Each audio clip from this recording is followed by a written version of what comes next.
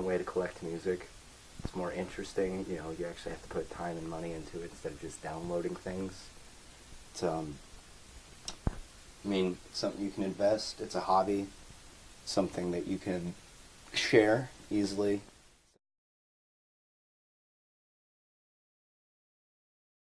I like vinyl records just because of the authenticity and how you hear the actual real sounds of the whole experience, as opposed to it all being tweaked and fixed, just like when they Photoshop someone's picture. That's not the real deal. It was just one of those things. I wanted, some of the older music. I'm into really weird, obscure old blues music and, old rock and roll and stuff like that. And I decided to start looking into records, and it just became this whole thing. And now I have a huge collection that weighs a few 100 pounds and is impossible to move. But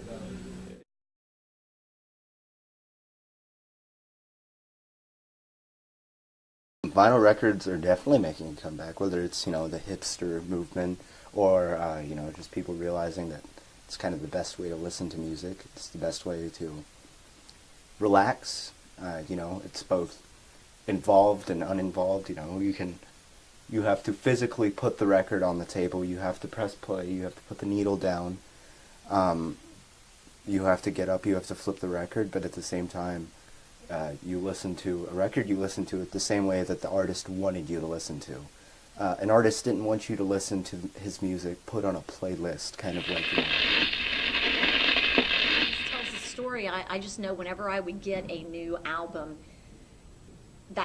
it was that connection that you had with the artists. And back in the day when you weren't readily available to be able to see them like we are on the internet, that was your connection that you had, and so you would read every aspect of the information that was on the cover, and again, the art that was on it sent a message. They might come back. I mean, they're already making a comeback, but a full-fledged, record stores opening everywhere, I don't think that'll happen. Since 1970s, we've gone down at least 10,000 different record stores in the U.S. There are a few left, and the ones you do see are like records and also DVDs, but I don't think records will ever be back to their former glory. And I think there's always going to be that interest in vinyl, just like there's always going to be an interest in every aspect of the different types of music and how it was produced. That's the clown. You can take him and wash him, put him up beside the wall. There's the whole audio part of it that is so different, and then there's the visual aspect, is the whole album cover. Yeah. And the design. And then not only that, but maybe when you opened it up, there was a poster.